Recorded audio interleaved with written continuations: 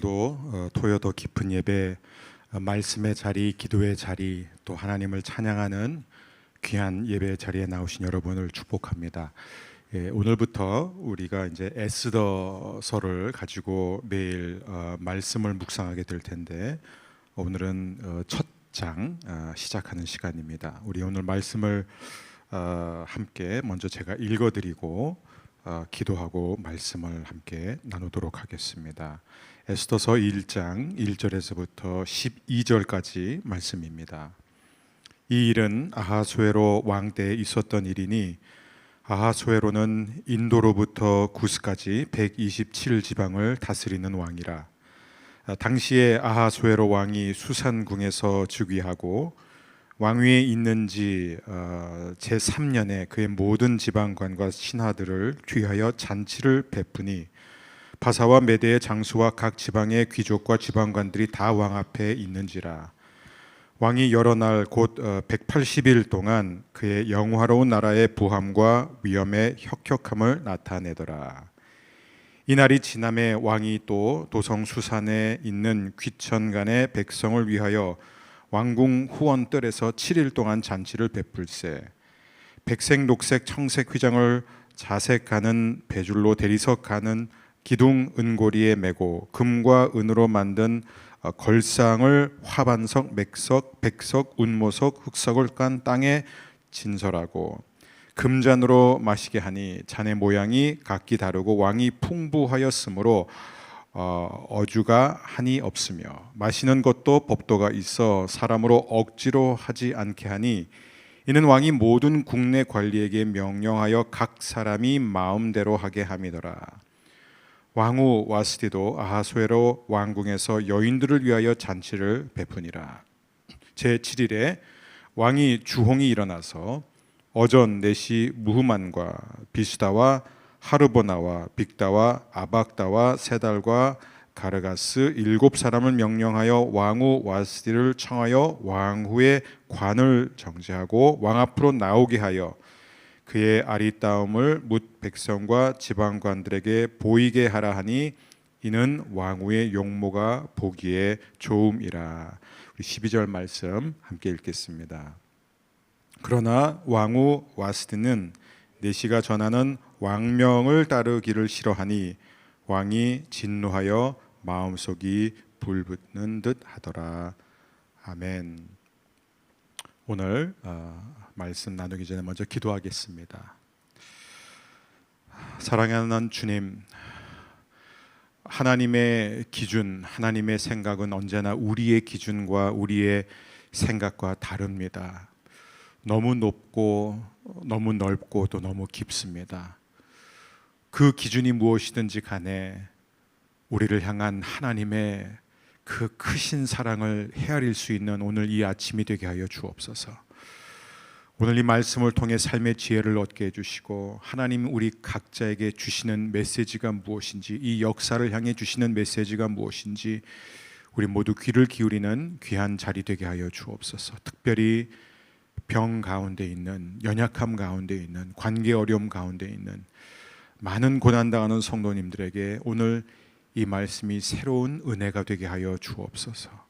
예수님의 이름으로 기도합니다. 아멘. 아하수에로는 누구인가? 아하수에로는 이제 히브리어고요, 헬라어로는 크세르크세스입니다. 그는 대단한 집안 사람이에요. 왜냐하면 그의 할아버지가 바로 고레스 대왕입니다. 고레스 대왕의 손자, 그리고 아버지는 다리오 1세. 그는 오늘날의 이제 이란이지만 고대 이란 영토였던 페르시아 제국을 주전 486년에서 465년까지 통치했던 사람입니다. 근데 당시 이제 대부분의 군주들처럼 이 아하수에로도 대단히 교만한 사람이었습니다. 그래서 우리는 오늘 먼저 이 아하수에로의 교만에 대해서 좀 살펴봤으면 좋겠습니다. 이게 바로 1절에서부터 9절 사이 내용인데, 이제 고대 근동 군주들은 화려한 잔치를 베푸는 것을 즐겼습니다. 근데 왜 이런 잔치를 자꾸 벌였을까요? 왜냐하면 그 시간이 자신이 갖고 있는 부와 힘을 자랑할 수 있는, 드러낼 수 있는 가장 좋은 기회였기 때문에, 그래서 기회가 주어질 때마다 자꾸 이런 잔치를 열어서 많은 사람들을 초대해서 누리게 했습니다. 이제 오늘의 경우 아하수에로는 자신의 지방관들, 그리고 신하들, 그리고 심지어 수산의 백성들까지 다 불러들여서 이제 무려 180일 동안 이 잔치를 베풀게 되었습니다. 근데 물론 180일 동안, 6개월 동안 이 모든 사람들이 한 곳에 모여서 계속 잔치를 했다는 건 아니에요. 그렇게 했다면 이 나라는 완전히 그 무방비 상태가 되죠. 적의 공격이 그냥 한순간에 무너질 수밖에 없죠. 그러니까 180일 동안 잔치를 벌였다는 것을 7일 간격으로 일주일씩 사람들이 이제 로테이션으로 이제 들어왔다는 것이죠. 그래서 모든 사람들이 잔치에 참여할 수 있도록 그렇게 장시간 파티를 열었다는 것입니다. 그 힌트를 우리가 또 여기 10절에 보게 되면은 제 7일에 왕이 주홍이 일어나서 이제 이 잔치의 마지막 날을 가리키고 있습니다. 그럼 아하수에로는 왜 180일에 걸쳐서 그렇게 많은 사람들을 왕궁으로 불러들여서 잔치를 베풀었을까요? 성경은 우리에게 말해주지 않지만 우리는 이 세속 역사를 통해서 쉽게 배울 수 있습니다. 역사의 아버지로 알려진 기원전 5세기의 역사가 헤로도토스에 의하면 아하수에로는 즉위 3년 만에 모든 반란 세력을 진압하는 데 성공을 했습니다. 근데 이제 기세를 몰아서 아예 이제 그리스 침략을 생각하고 있었던 그런 상황이었습니다. 특별히 자신의 아버지 다리오 1세는 그리스 침략을 시도를 했지만 결국 마라톤에서 이 패배의 수치를 경험하게 되었죠. 그래서 그 아버지는 이 복수를 위해서 다시 이 그리스 침략을 준비했지만 결국 준비하던 중에 죽게 되었습니다. 그래서 아하수에로는 이 아버지가 못다 이룬 꿈을 자신이 이루겠다라고 하면서 이제 그리스뿐만 아니라 그리스를 발판 삼아 유럽 전체를 정복함으로써 세계 제패의 꿈을, 엄청난 야심찬 그런 계획을 갖고 있었던 것이죠. 자, 그러면 이런 엄청난 야심으로 이 큰 규모의 전쟁을 치르기 위해서는 이게 장기전이 될 수밖에 없거든요. 그러기 위해서는 반드시 뭐가 필요하죠? 지방관들과 모든 신하들, 모든 군인들, 모든 백성들의 열렬한 지지를 받아야 됩니다. 그들의 지지를 받지 못하면은 이런 엄청난 전쟁을 치를 수가 없기 때문이죠. 근데 이 백성들과 부하들의 지지를 얻을 수 있는 가장 좋은 길은 무엇이죠? 자신이 얼마나 힘이 있고 얼마나 지금 권력이 대단하고 부가 많은지를 보여줘야 되는 거예요. 보여줘야 되는 거예요. 그래서 오늘 이 성경 본문을 보게 되면 이 잔치에 초대된 사람들은 이제 왕궁에 들어서는 순간 막 그 엄청난 대리석으로 된 큰 기둥들을 보게 되고 은고리 금고리로 가득한 이 화려한 이 커튼들, 그리고 금과 은으로 만들어진 뭐 의자, 뭐 소파, 뭐 각종 이 가구들을 보면서요, 다들 뭐예요? 우와, 감탄하게 된다는 거예요. 이 감탄하면서 이런 화려함을 보는 순간 백성들은 당연히 왕을 두려워하고 경외하게 된다는 것이죠. 그런 상태에서는 왕에게 충성을 맹세하기 때문입니다. 아하수에로는요, 교만한 사람이었기 때문에 사람들의 교만을 어떻게 자극할 수 있는지를 잘 알았던 사람이었습니다.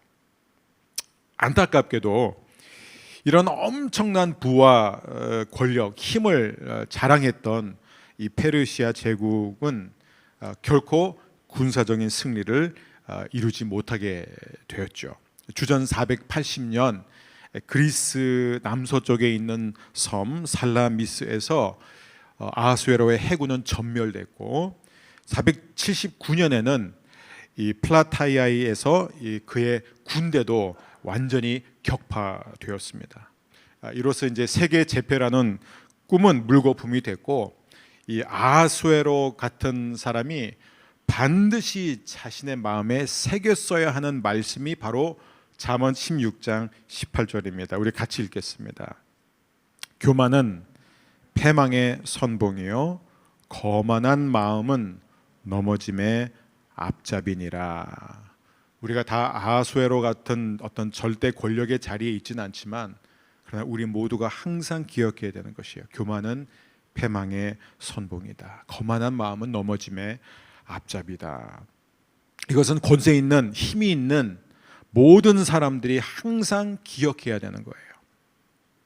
모든 권세가 누구로부터 왔느냐? 하나님으로부터 왔다. 그게 로마서 13장 1절 말씀이죠.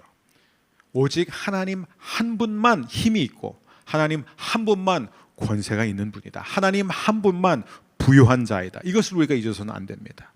이 절대 군주 바로는 애굽에서 이 사실을 힘들게 배웠고 또 절대 군주였던 느부갓네살은 바벨론에서 이 진리를 아주 힘겹게 배우게 되었고 벨사살은 자신이 베푼 연회에서 그 무시무시한 그 손이 나타나 벽에다 글을 쓰는 그 장면을 보고 결국 죽게 되지만 그렇게 배웠고 아수르 왕 사네립은 예루살렘을 침략하기 위해서 성문까지 가서 거기서 정말 엄청난 대가를 치르면서 배우게 됐고 또 아그리파 1세는 이 벌레들에게 먹혀서 죽어가는 동안에 이것을 배우게 되었습니다. 여러분, 권위의 자리에 있는 모든 사람, 힘과 부가 있는 모든 사람은 항상 자신이 하나님의 권세, 예수님의 권세 아래 있음을 기억해야 합니다. 힘은 있을 때 조심해야 하는 것이죠. 자, 이제 두 번째 오늘 우리가 함께 보게 될 부분은 10절에서부터 12절인데 아하수에로의 술 취함과 분노입니다. 에스더서는 이런 역사적인 디테일은 관심이 없어요. 왜냐하면 에스더서의 1차적 관심은 뭐냐면 어떻게 에스더가 하나님의 섭리 가운데서 왕후의 자리에 올라갔는지를 보여주는 게 목적이기 때문에 우리가 방금 나눈 이런 역사적 디테일은 우리에게 나눠주고 있지는 않습니다. 자, 그런데 이제 7일간 이제 진행된 이 잔치에서 아하수에로는 이제 어떤 상태에 이르게 되었느냐? 10절을 현대어 성경으로 보게 되면 7일 잔치가 절정에 달하는 그 마지막 날에 왕은 포도주에 취하여 마음이 즐거웠다. 그렇죠? 이게 세상이죠. 그렇죠?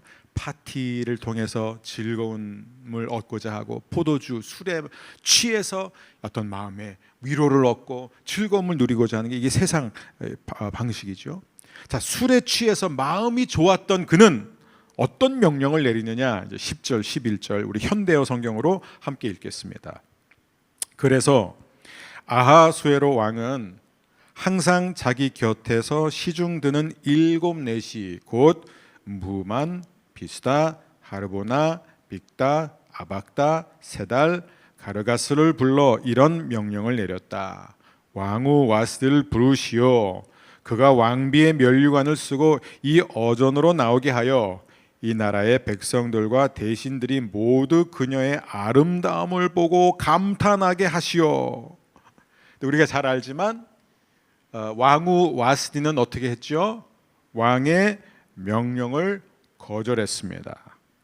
이 왕후의 거절은 이 당시 기준으로 보면 세 가지 범죄예요. 세 가지 죄를 지은 건데 첫 번째는 남자의 권위를 무시했어요. 이게 페르시아 법에서는 이게 굉장히 어마어마한 거예요.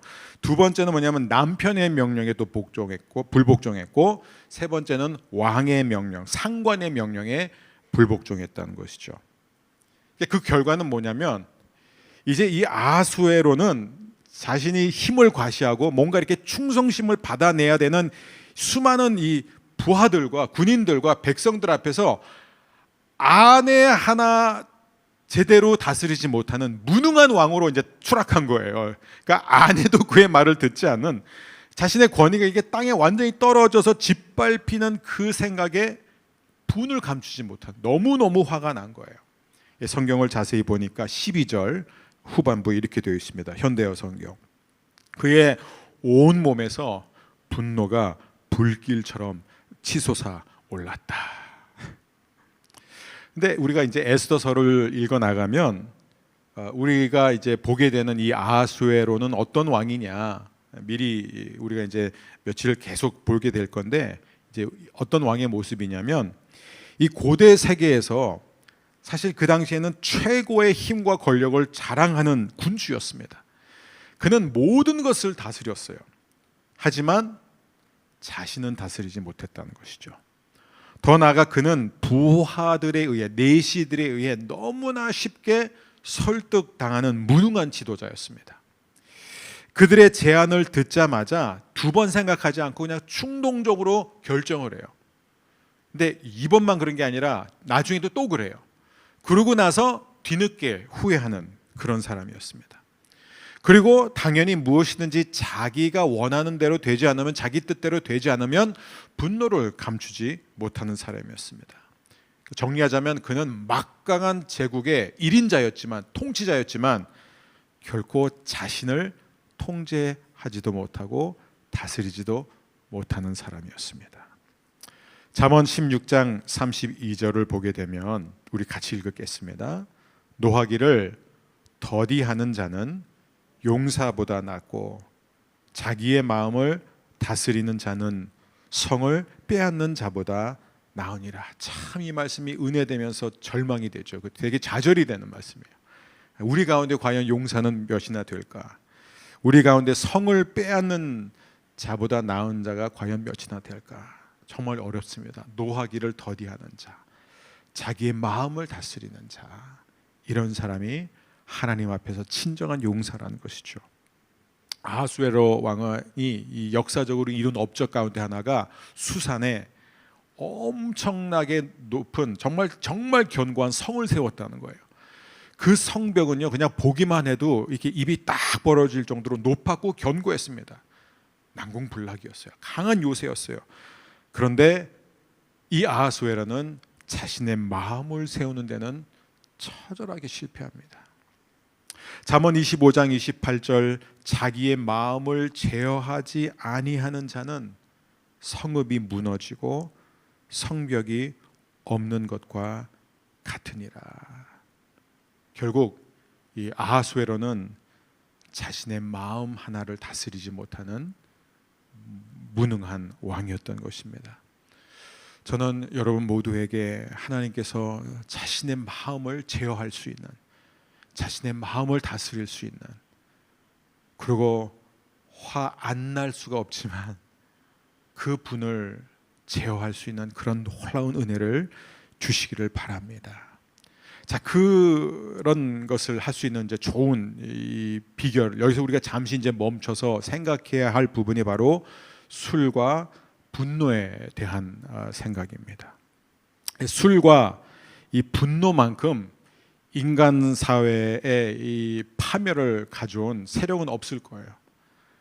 뭐 그동안 우리가 여러 가지 뭐 통계, 뭐 조사, 뭐 그런 수치를 다 봤지만요, 사실 이런 수치나 통계는 의미가 없어요. 왜냐하면 실제적인 이 피해는 이걸 상상을 초월할 정도로 훨씬 더 많습니다. 당시 이 페르시아 제국에도 이 음주에 관한 규정들이 다 있었어요. 없는 게 아니에요. 예컨대 8절을 보게 되면 마시는 것도 법도가 있어 사람으로 억지로 하지 않게 하니. 그러니까 억지로 술을 마시게 하지 않았다는 거예요. 다 법도가 있기 때문인 거예요. 근데 문제는 뭐냐면은 이런 법도가 있음에도 불구하고 지켜지지 않은 이유가 뭐냐면 8절 후반부를 보면 알 수 있습니다. 이는 왕이 모든 국내 관리들에게 명령하여 각 사람이 마음대로 하게 함이더라. 그래요. 이게 무슨 얘기냐면 억지로 마시게 하진 않았지만 마음대로 마시게 했다. 이게 무슨 얘기예요? 마음대로 마시게 하면 어떻게 되죠? 100% 사고죠.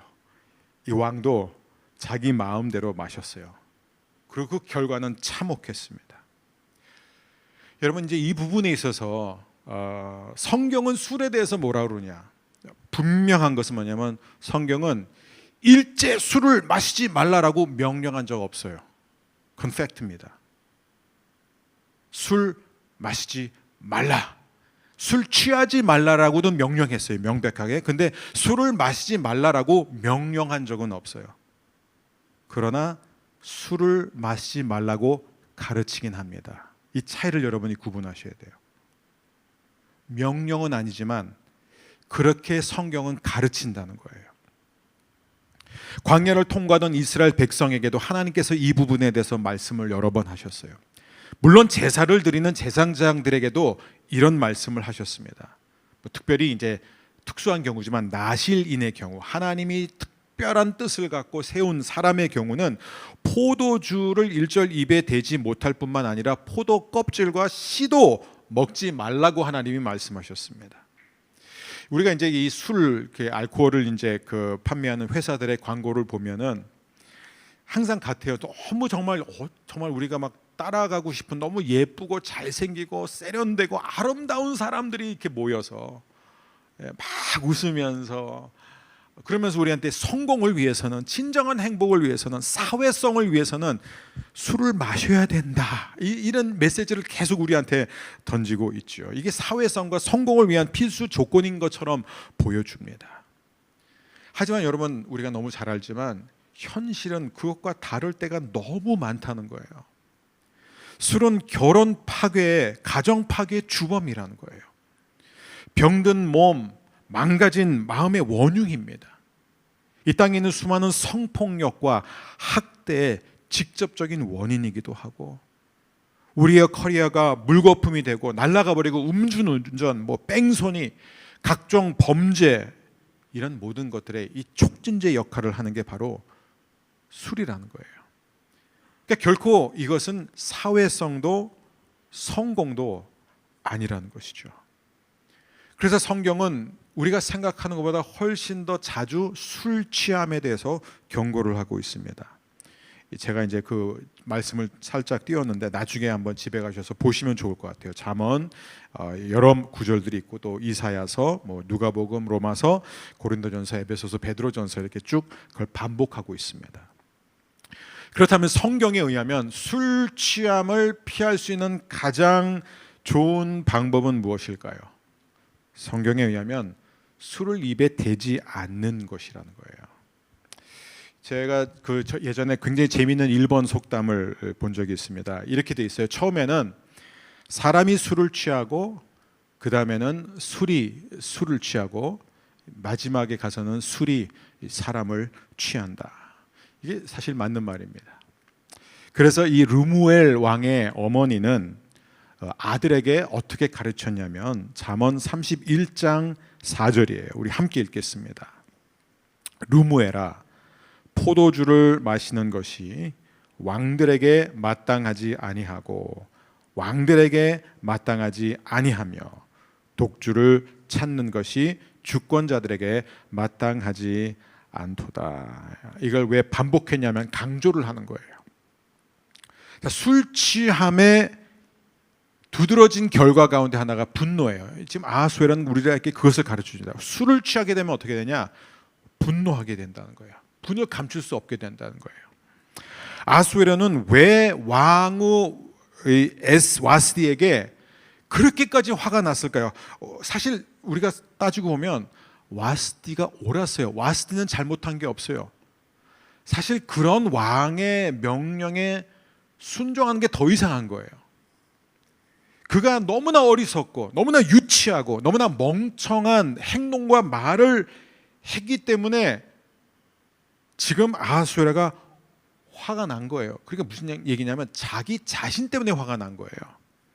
그가 술 취하지 않았다면 결코 이런 자리에 막 술 취한 자신의 부하들과 백성들 앞에 아내한테 나와서 자신의 미모를 자랑하러 말하지 않았을 것입니다. 자신의 아내도 복종시키지 못하는 자가 무슨 수로 자신의 부하들은 물론 지금 그리스 침략을 위해서 반드시 필요했던 페르시아의 이 백성들의 충성을 받아낼 수 있을까요? 당연히 없죠. 와스디는 많은 사람들 앞에서 자신의 체면을 구겼기 때문에 이제는 이 아하수에로는 자신의 이 구겨진 이 체면 그리고 자존감과 명예 회복을 위해서는 어떻게 하죠? 특단의 조치를 취하게 됩니다. 여러분, 이 아하수에로를 보게 되면 통제할 수 없는 분노에 사로잡히게 되는데 여러분 우리가 꼭 이걸 기억해야 돼요. 내가 통제할 수 없는 분노가 안에서 일어나는 순간 내가 지금 잘못했다는 명백한 증거예요. 사실 아하수에는 그것을 알았어야 돼요. 왜냐하면 분노는 언제나 우리로 하여금 옳고 그른 것을 분별할 능력을 빼앗아갑니다. 아름다운 것, 선한 것에 대해서 우리의 눈을 멀게 하고 우리의 마음을 둔하게 하는 게 바로 분노라는 것입니다. 물론 하나님을 사랑하는 사람들에게도 반드시 이 거룩한 분노가 필요할 때가 있어요. 로마서 12장 9절.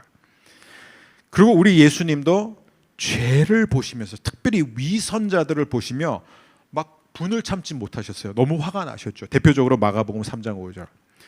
하지만 여러분 죄를 향한 불의를 향한 분노가 죄된 분노가 되지 않도록 우리는 항상 주의해야 돼요. 그게 바로 에베소서 4장 26절이에요. 분을 내어도 죄를 짓지 말며, 그 얘기예요. 분을 내어도 죄를 짓지 말며. 여러분 우리가 분노 시리즈로 말씀을 배웠지만 우리가 참 많은 경우 우리가 생각하는 거룩한 분노, 의로운 분노도 사실은 전혀 의롭지도 않고 거룩하지 않을 때가 대부분이에요. 그냥 종교적 옷을 입혔을 뿐이지. 그래서 예수님은 오죽하면은 분노를 살인과 연관시키셨어요. 그러니까 분노는 살인이다 이렇게까지 말씀하셨어요. 바울은 뭐라 그랬냐면 분노, 우리 안에 분노가 있는 한 하나님께 기도를 해도 그 기도가 막힐 수밖에 없다. 그렇게 경고하고 있습니다. 디모데전서 2장 8절. 그리고 우리가 이걸 늘 성경을 통해서 보지만 교만은 언제나 분노를 키우고 분노는 역으로 교만을 키웁니다. 그러니까 이 악순환은 계속된다는 것이에요. 잠언 14장 17절. 노하기를 속히 하는 자는 어리석은 일을 행하고. 이 말씀은 꼭 아하수에로 왕을 가리키고 있는 것 같아요.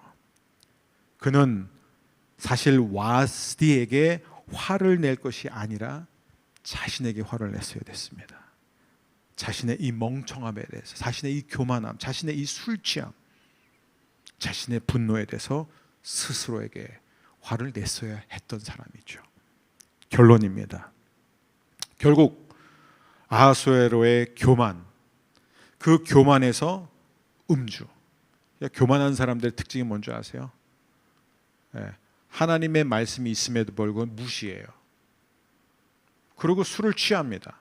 그래서 우리가 사회생활하면서 사실 뭐 사업을 하는 분이나 비즈니스를 하는 분들, 그런 분들이 술을 일제히 안 마시는 것은 사실상 어려워요. 그건 우리가 알아야 됩니다. 그래서 그냥 적당히 뭐 마시는 것 가능해요. 그러나 여러분이 그걸 마시면서 성경에서 술 마시지 말라고 그랬어 하면서 정당화하진 마세요. 성경에서 명령은 하진 않았지만 분명히 마시지 말라고 가르치고 있어요. 그리고 굉장히 또 중요한 말씀을 하나 더 하자면은 사람들은 우리 예수님이 얼마나 포도주를 즐기시냐, 나도 예수님을 본받고 있다 하면서 예수님처럼 나도 포도주를 즐긴다. 근데 예수님이 중요한 말씀하셨지. 이후로는 내가 다시 올 때까지 다시는 포도주를 입에 대지 않겠다. 무슨 얘기냐면 지금 현재 주님은 포도주 안 드시고 계세요. 그날로부터. 그러니까 자꾸 예수님 들먹이지 마시고, 예수님도 하셨는데 그렇게 하지 마시고. 중요한 건 술을 마실 수밖에 없는 상황에서, 그렇죠? 또 때로는 제가 최근에 만난 어떤 목사님은 전도를 하기 위해서 이 술집에 가셔서 술을 드셨대요. 근데 그분은 술 취하도록 드신 게 아니라 정말 전도를 하기 위해서, 그래서 그렇게 술을 드시면서 전도한 분들에 대해서 막 얘기를 하더라고요. 오케이, 굿. 뭐 그분 그걸 너무 이렇게 다른 데서 얘기는 안 하셨으면 좋겠는데 그건 좋아요. 그게 정말 목적이고 그게 그분의 사명이라면 좋습니다. 그러나 우리가 늘 기억해야 되는 게 뭐냐면 술 취하는 사람들은 술을 입에 더 이상 대면 안 된다는 거예요. 그건 아주 분명합니다. 술 취한 경험이 있는 사람, 술을 조금만 마시려고 했는데 많이 마시는 사람, 그리고 자신은 술을 조금밖에 안 마셨는데 나는 괜찮다, 끄덕없다는데 누가 봐도 술 취했어요. 그런 분은 술을 입에 대지 않아야 됩니다. 근데 우리 여기서 놀라운 것을 보게 돼요. 이게 뭐냐면 보세요. 아하수에는 너무 교만했고 그는 정말 술을 자기 마음대로 마셨고, 그리고 그는 막 말도 안 되는 분노 가운데서 계속해서 어리석은 행동과 말을 계속했습니다. 그런데 이런 인간의 악한 계획과 끝없는 교만과 절제되지 않은 음주의 삶과 정당하지 못한 분노와 그 뒤에 계속되는 바보 같은 행동에도 불구하고 우리는 뭘 봐야 돼요? 주권자 하나님은 완전한 계획을 갖고 일하고 계시다는 거예요.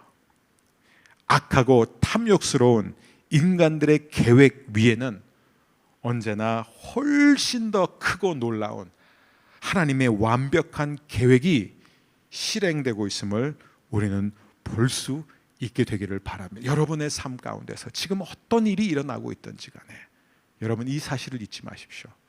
아무리 힘 있는 사람, 아무리 악한 사람, 아무리 무식한 사람, 아무리 교만한 사람, 그리고 그자가 술을 취해서 어리석은 행동을 해서 그로 인하여 내가 피해를 입는다고 할지라도, 아니 우리 자신이 그런 실수를 한다고 할지라도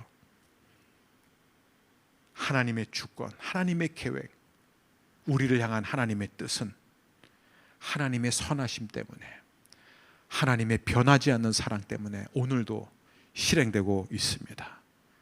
우리가 어찌 그런 하나님을 찬양하지 않을 수 있겠습니까?